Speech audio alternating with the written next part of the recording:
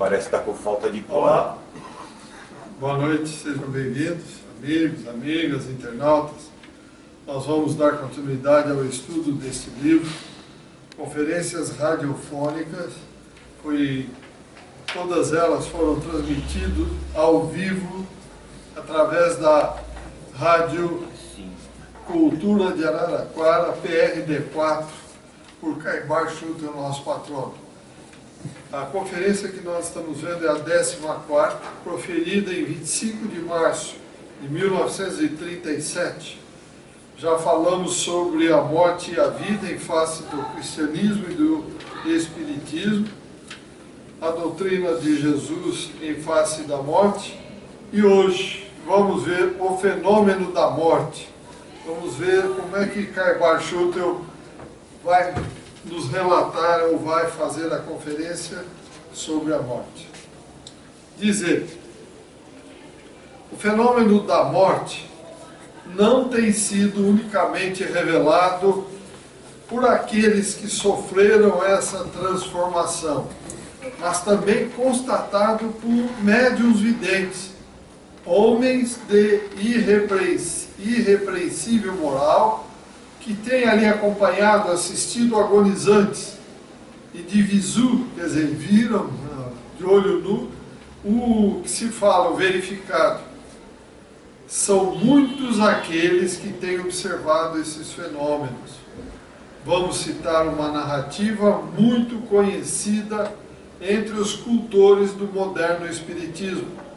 E preferimos esta porque o narrador é um homem de valor, publicista que deixou diversas obras e de grande cotação na América do Norte, como em todo o mundo. Refiro-me a Andrew Jackson Davis. É assim que ele narra um episódio de morte que muito deve interessar aos nossos ouvintes. Diz Andrew Jackson Davis: as minhas faculdades de vidente permitiram-me estudar o fenômeno psíquico e fisiológico da morte à cabeceira de um agonizante. Era uma senhora com aproximadamente 60 anos, a quem frequentemente eu prestara cuidados médicos.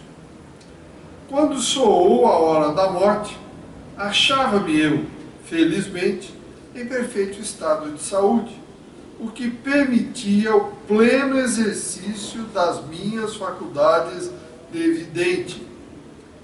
Coloquei-me de modo a não ser visto ou interrompido nas minhas observações psíquicas e pus-me a estudar os misteriosos processos da morte.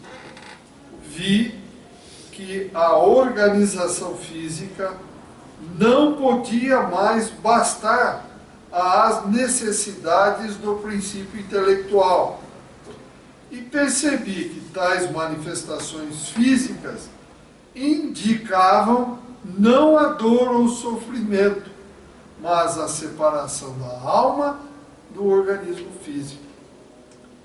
Pouco depois, a cabeça ficou cercada de uma atmosfera brilhante.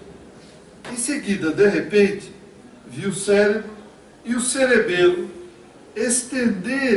abrirem suas partes interiores e suspenderem o exercício de suas funções galvânicas, tornando-se saturados de princípios vitais de eletricidade e magnetismo que penetravam nas partes secundárias do corpo. Em torno dessa atmosfera fluídica que cercava a cabeça, vi formar-se outra cabeça. Peço a vossa atenção, porque é esta a parte mais importante da descrição. Cabeça que se desenhou cada vez mais nitidamente. Tão brilhante era que eu mal podia fitá-la. Vi formarem-se sucessivamente o pescoço, os ombros, o tronco, enfim, o conjunto do corpo fluídico. Tornou-se evidente para mim que as partes intelectuais do ser humano são dotadas de uma afinidade eletiva que lhes permite reunirem-se no momento da morte.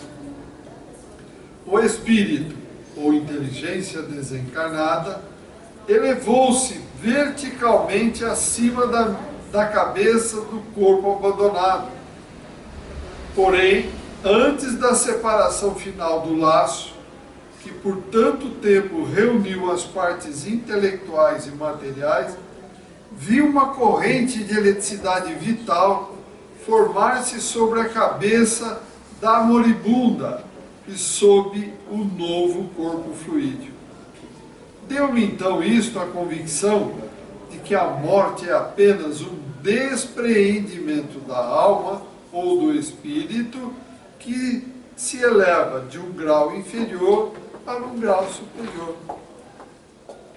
Quando se desprendeu dos laços tenazes do corpo, o espírito da pessoa que eu observava, constatei que o seu novo corpo fluídico era semelhante à sua aparência terrestre. Pelas minhas observações, posso garantir-vos o ponto de vista falso do materialismo de que tudo finaliza com a morte do corpo. Meus ouvintes, agora entra Caibar. Esse episódio que se acaba de narrar não pode ser classificado como uma alucinação visual, visto que a chapa fotográfica tem registrado diversos casos semelhantes. A Sociedade de Fotografia Psíquica de Paris tem em seu museu diversas provas fotográficas de recém-mortos que se retrataram. E como sabeis, a placa sensível não pode alucinar-se, só registra o que vê. Então veja, além deste caso citado por Caibar Schutter, existem infinitos, N número de casos, outros, comprovando que a morte não existe. Aquilo que eu brinco sempre, uso até como argumento. Vou repetir, vocês cansaram, que se faz com uma roupa rasgada, velha, que não dá remendo e não serve para pano de chão, joga-se fora. Assim é o nosso corpo. Chega um momento em que acabou aquela ligação vital, não tem mais como o espírito ficar aqui. Então tem que ir embora, isso aqui não tem mais condição dele. Vai embora. E o corpo vai se decompor. Era átomo, vai voltar a ser átomo na natureza, para amanhã compor outros corpos, e assim sucessivamente. Então, medo da morte, por quê? Dúvida da morte, por quê? O Cristo foi fantástico. O pior cego é o que não quer enxergar. Não acredito porque eu não estou vendo. Quem não está vendo? Você se preparou para ver? Você se estudou? Você se aprofundou no assunto? Mas não, eu quero ver agora. Que agora? Que história é essa? Do meu jeito e não como é o universo? Meu jeito, nosso, infeliz, pequeníssimo como somos, querer enxergar o quê? Se nós não nos preparamos para enxergar, para ver esse lado, como o Jackson Davis aqui estava comentando, temos que estar preparados. Perguntas, comentários? Que tem bastante item para falar. Vamos lá. Acho que o medo da morte é inerente ao ser humano. Porque É nos um conhece. instinto de conservação. Também é uma das coisas. A gente mas sempre evita morrer, né? Você atravessa a rua, vê se o farol está fechado, não está, se vai caindo alguma coisa em cima, a gente automaticamente se defende e tal. O instinto de preservação da matéria, ele é muito forte Concordo contigo. no ser humano, né? E fora isso, eu acho que existe também, não exatamente o medo, mas o sentimento de perda das pessoas que a pessoa ama, na família. Será que é só isso mesmo, Zé? Eu acho que é mais orgulho e egoísmo. É medo de deixar as coisas aqui. Por exemplo, você pega lá o livro do Mundo Maior, O André Luiz foi até o começo das regiões escuras e não desceu porque Cipriano falou, não, você não está em condição. E ali ele ficou. E começou a ver toda aquela quantidade de velhos que estavam loucos. E todos eles com a mão assim, ouro, ouro, ouro, ouro. Quando chegou perto, era tudo lodo.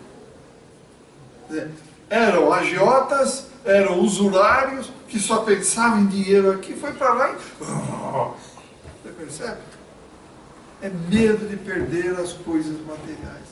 É orgulho, é vaidade, é egoísmo.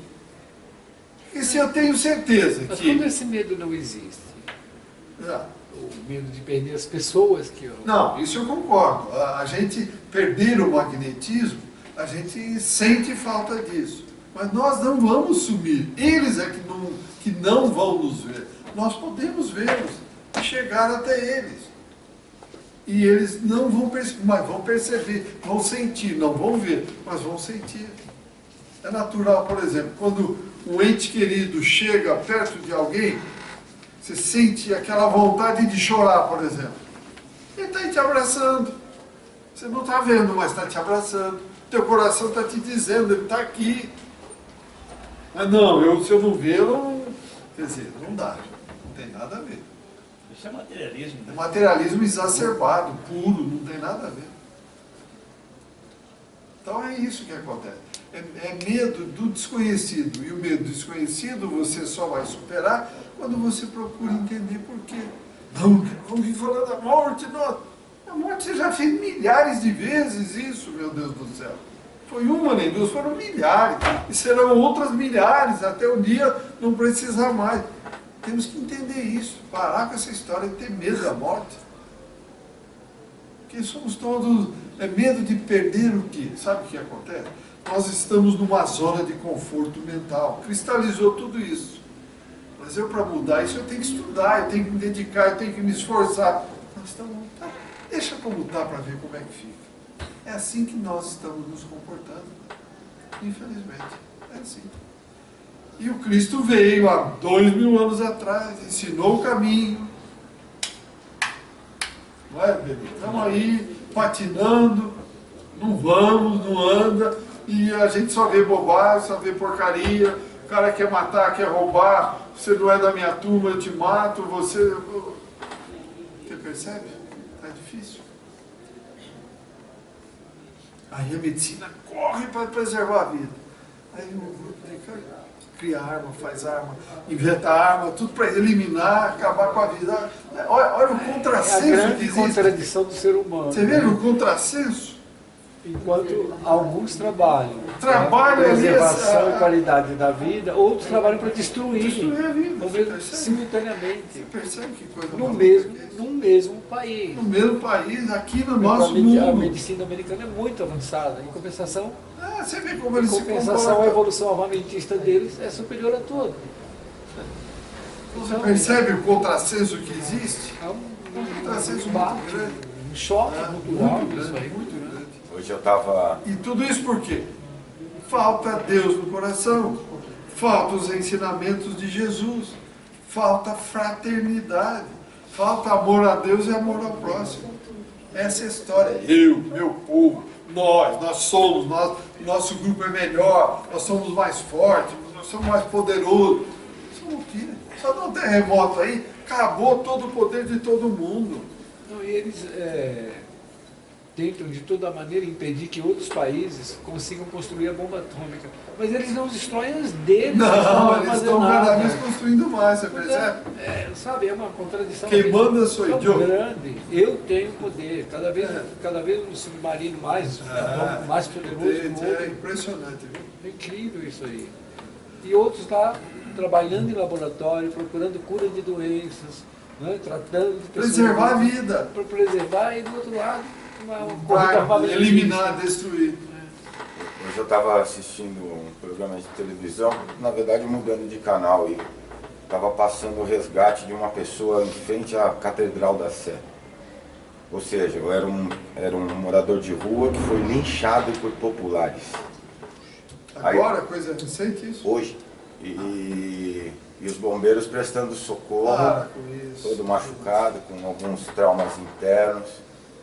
Mas o bombeiro estava lá, tratou ele como um igual, diferente dos populares. Coisa não é brincadeira, não. Bem triste. Ontem, um grupo foi filmado, porque a casa tinha câmera. Um grupo parou um carro, desceram 4 ou 5 rapazes, picharam uma casa toda. Estou sabendo desse caso. Aí saiu o pai, um dos moradores, o pai de um dentista que morava na casa, e foram tentar impedir, lutar com os rapazes. Eles bateram no rapaz dentista até a morte. Então, veja que nível de pessoas não é. Quer dizer, ele pode chegar onde ele quiser, fazer o que ele quiser.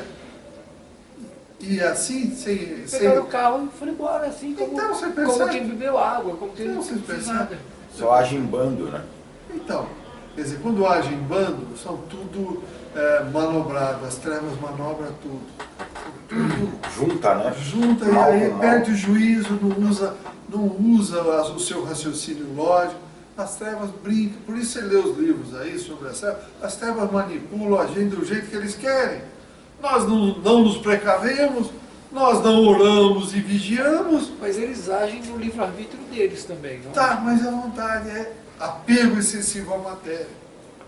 A matéria é isso aí, dá no que dá. Plantou, vai colher. Plantio é livre, mas a colheita é obrigatória. Você fiquei tudo chocado. Não, é triste ver isso. Não tem sentido. 2000 anos depois que o espírito de mais alta hierarquia que já esteve no planeta Terra veio aqui, ensinou o caminho. Às vezes eu tenho um pensamento, sei lá, até meio terrível. Jesus veio em vão. Não veio. Eu te garanto que não veio em vão. Em vão está sendo as nossas atitudes, que estão achando que somos donos da verdade quando não somos. É aquilo que eu brinco sempre, a roda, para girar, ela é redondinha. Mas nós, ser humano, tornamos a roda quadrada e queremos que ela gire redondo. Por isso tem esse solavanco toda hora que a gente não vai para frente. Por isso, esse é o nosso grande problema. É preguiça mental de parar e pensar, estudar, procurar entender. É só olhar o universo. Olha que maravilha que está isso. Paz, amor, harmonia, equilíbrio. E nós fazemos o contrário. Seguimos a sugestão das trevas. As trevas vêm, chega ali e fala, ô Maida, faz isso. Aí Maida vai fazer, ô Bebi, ô Mário. E a gente faz. Por quê? Nós abrimos brecha na nossa mente. Eles colocam a cunha e aí acabou. Eles fazem o que eles quiserem. Manipulam como marionetes.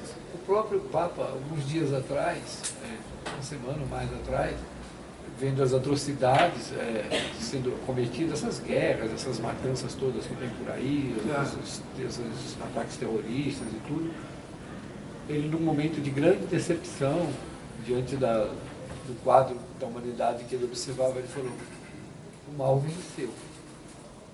Você percebe? É que nós estamos naquele momento em que todos do planeta Terra, todas as dimensões, material e espiritual, todos estão sendo chamados para dar o que tem de bom no coração. E o que é que nós estamos dando? O que é de ruim. Então todos esses que estão dando o que é ruim, já pode pegar a violinha, pôr num saco, porque pôr nas costas, porque vai embora. Vai para um planeta primitivo. Está sendo dada a oportunidade. Não sabe aproveitar?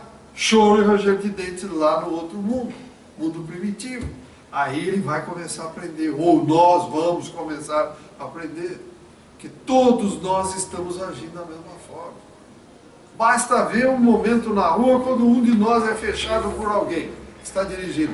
Qual é a nossa reação? Pronto. O bom é que o crime não é perfeito, né, mas eu acho que não sei se isso é coisa divina, se é um ato de Deus, não sei. Mas, por exemplo, quanto a esse caso dos pichadores, eles foram filmados. Então, a justiça da terra pegou, vai buscar. E a divina não vai, não tem passa, como fugir. Não passa. Ela desce reto. Não passa. Aqui você dá um jeitinho, engana, tal, pau. Mesmo que saia confiança, lá em cima. Mas enfim, lá não. Plantou, vai colher. É o único consolo. Então, a morte, ainda bem que ela existe, porque ela nos dá assim, a impressão de uma grande dor. A morte não dói, não tem dor nenhuma, mas é uma grande dor a perda, a separação. Então, veja, ainda bem que existe a morte. Imagina se não tivesse. Com a cabeça cristalizada do jeito que nós somos, ficaríamos, imagine um Hitler até hoje ainda matando. Um outro qualquer maluco aí que já fez um monte de estripulia aí fazendo a mesma coisa. Tem sentido, gente. Não tem sentido. Graças a Deus, Deus é perfeito, colocou a morte. Mas a morte não é para ter medo.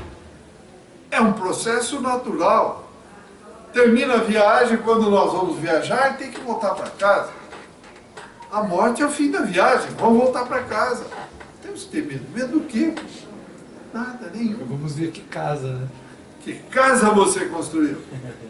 Uma bela casa ou uma porcaria? Você é o responsável pela casa que você construiu.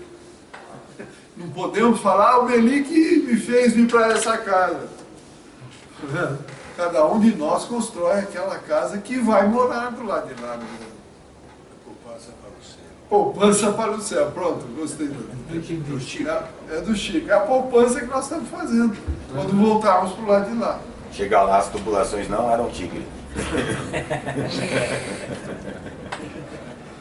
Então, vamos, o Caibara aqui, Nossa Vila Olímpica. ele vai falar sobre a morte. Com o Espiritismo ela foi reformada. Vamos ver. Ele diz o seguinte: felizmente, graças às experiências espíritas, a morte está perdendo seu caráter aniquilador. Antigamente a morte é o fim de tudo. Morreu, zerou. O Espiritismo não tem nada disso. Ainda há pouco, uma revista inglesa, nós estamos falando em 1937, hein? Dia 25 de março de 1937. Ainda há pouco, uma revista inglesa, fazendo alusão a esse fato, publicou um artigo com o título A Morte Reformada, no qual o escritor diz quão diferente se encara hoje a morte. Nos carros fúnebres na Inglaterra foram abolidos o crepe negro, os cavalos pretos com penacho, os guardas que de luto empunhavam palmas negras. E agora entre nós, como que imitando os europeus nos convites de enterro, lê-se: pedem-se não mandar coroas nem flores. Nos cemitérios também estão sendo substituídos os dizeres por outros mais consoladores e mais promissores, como por exemplo: o corpo morre, mas o espírito permanece na vida eterna. A morte é a noite da vida terrestre e a manhã radiosa da vida espiritual. De fato, é irracional fazer dormir em tão horrível lugar um parente ou um amigo, ou então pensar que pode existir paz onde há um pasto de vermes. Quer dizer, é uma imbecilidade nós pensarmos que um parente de nosso, um pai, um ente querido, está lá dentro da sepultura, vivendo. Gente, entrem num quarto escuro, fechem a janela, fechem tudo e veja, deixa a luz apagada, veja a dificuldade. Agora imagine num lugarzinho pequenininho que os vermes começam a corroer o corpo. Como é que alguém vai viver ali dentro? Vai lá chorar no túmulo que a pessoa está lá. Gente, vamos parar com isso. É não usar o raciocínio lógico. Isso não existe, está aqui, está claro. Isso não existe. Impossível alguém viver dentro de um lugar desse. É aquilo que a gente sempre brinca. Quando você encontra um animalzinho morto, o que você faz? O bichinho está pulando? Já morreu. O espírito, o fragmento do espírito já saiu. Você te enterra para ele se decompor. Assim é o nosso corpo. Ele vai se decompor. Melhor coisa, crema, acabou, liquidou o assunto. É a melhor coisa. Isso que eu queria perguntar. Antigamente se cremava tudo, tudo era dessa forma. Aí foi se inventando outras coisas para ganhar dinheiro. E nós fomos aceitando, fomos mudando, fomos cristalizando isso na mente. E aí começou. O meu túmulo eu quero que seja com mármore de Carrara. O meu eu quero com granito. O meu, gente, não tem sentido um negócio desse. Continuando. De fato é irracional fazer dormir em tão horrível lugar um parente ou um amigo, então pensar que pode existir paz onde há um pasto de verga. A morte está de fato reformada. Não é o fim do homem, mas um renascimento para o mundo maior, onde seu incessante dinamismo, o espírito trabalha, estuda, progride, se felicita e se aproxima de Deus. A vida simplesmente continua. O que a gente... Vou repetir, gente, vocês vão cansar de me ver. Rasgou essa roupa. Ficou velha. Não dá remédio. Está apodrecida. O que eu vou fazer com essa roupa? Não dá nem para usar para limpar o chão. Vou desprezar. Está aí, claro, é o nosso corpo. Não tenho mais condição de permanecer aqui, porque toda a vitalidade acabou. Todo o ectoplasma foi esgotado. Como é que eu vou ficar aqui? Não tem chance. Cai fora. Simplesmente isso. Mas o espírito, ele, quando ele demora a adquirir consciência que o corpo físico está morto, e procura o próprio corpo, porque fica ligado ao corpo e sentindo os vermes morderem e comer todo o corpo. Tem um caso muito peculiar na minha família. Eu tenho um primo que morreu muito jovem, 40 e poucos anos, e ele foi cremado.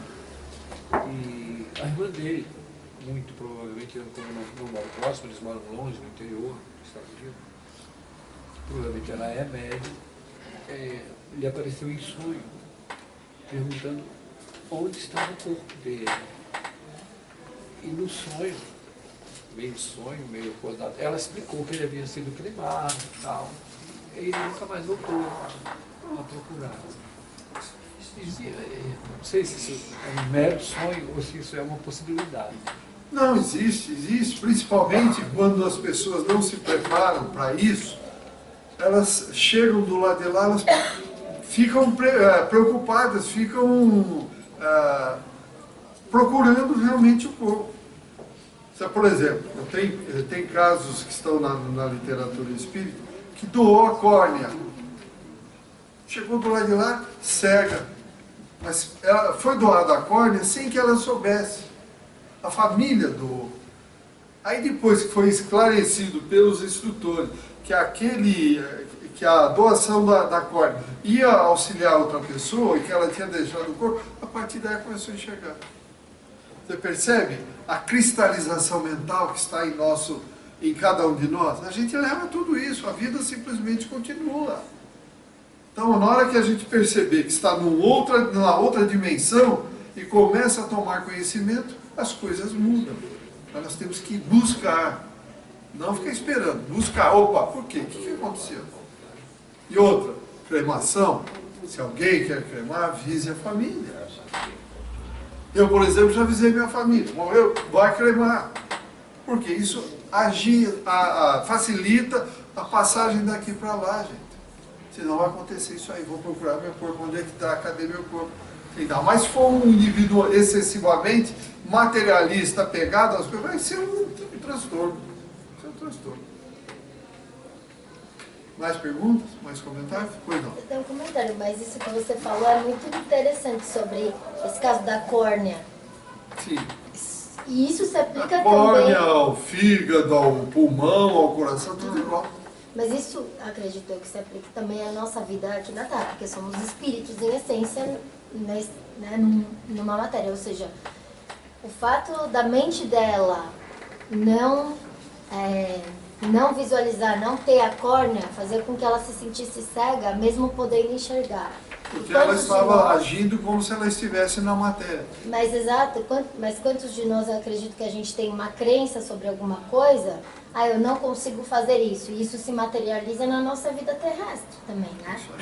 Se a gente mudar a mente, a gente muda a realidade, né? Quebrar as cristalizações mentais. Isso é Esse é o muito grande problema. interessante. Ah, É isso que tem que quebrar. Por isso nós já estamos há milhares de reencarnações. Vai, volta, para subir. E nós estamos marcando o passo. Está duro para sair do lugar. Então as oportunidades estão se afunilando.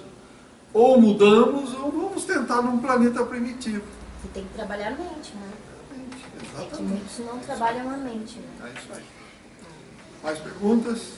Acho que eu já falei demais, mas eu tinha mais um caso, é porque é muito relacionado. Há muitos anos atrás, quando eu trabalhava no banco, eu tinha um grande amigo que morreu afogado. Foi passear lá no Pantanal, né, e aí uma canoa virou e ele morreu afogado, e o corpo dele não foi encontrado no primeiro, nem no segundo, nem no outro dia. E eu fiquei sabendo, eu estava aqui em São Paulo, eu não estava lá. E eu tive uma espécie de um sonho com ele, em que ele me apareceu com o óculos, cheio de barro. E ele falando comigo, José, eu ando lá no banco e ninguém fala comigo. O que aconteceu? Aí, ó. Eu, A vida para ele continuou, foi para o banco trabalhar e ninguém respondia nada. ele teve uma morte repentina, Foi, né? foi. Não deu tempo, né? Não, esse Né? foi. Aí e eu expliquei a ele o que tinha acontecido. Eu falei, Wagner, você já faleceu, você morreu afogado lá no Pantanal e tal. E eu me lembro bem do óculos dele estar cheio de barro. Pois eu fiquei tão emocionado quando eu soube que o corpo dele foi encontrado 3 ou 4 dias depois. Ele usava óculos. Ele estava com o óculos. Ele não perdeu o óculos no afogamento. Aí, ó. Fiquei muito impressionado na isso época mesmo. com isso aí. Então, a vida simplesmente continua, mas numa dimensão diferente. E a gente tem que estar preparado para esta volta. E é o que a gente não faz. A gente não quer perder as benesses, o conforto que nós temos aqui, o relacionamento, os títulos, a vida, digamos, boa que a gente tem. Está tudo bom, deixa como está. Mas já termina. 100 anos aqui é um relâmpago lá, meus amigos. Então nós já fizemos isso N vezes. Então temos que ficar atentos. E o Caibar conclui esse pedaço dizendo o seguinte, olha, de modo, meus ouvintes, o que todas as religiões juntas e todas as ciências não puderam fazer, o Espiritismo fez.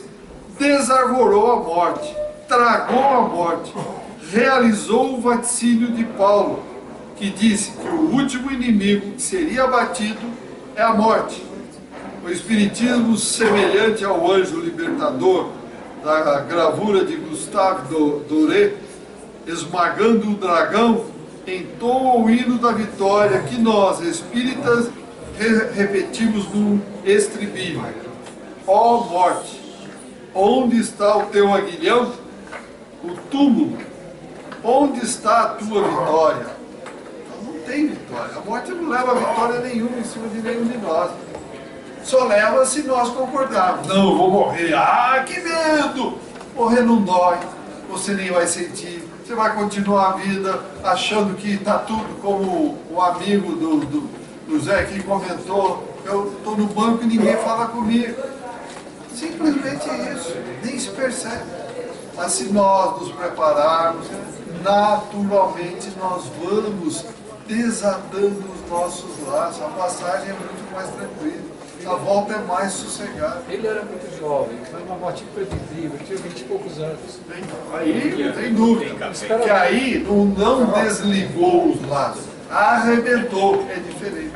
Aí o ectoplasma, o fluido vital, está ali pulsante, Forte. muito forte, então ele vai ficar sentindo a matéria como um todo.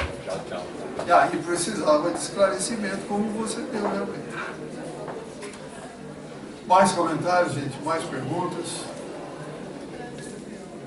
Então não tenham medo da morte. A morte não existe, tá? Simplesmente é uma viagem que a gente faz. Tchau, turma, até daqui a pouco. A morte não é um adeus, é um até breve. Guardemos isso em nossa nossa mente. Então, no próximo encontro, nós continuaremos e concluiremos esse caminho. Muito obrigado a todos, saúde e paz, e até o próximo encontro.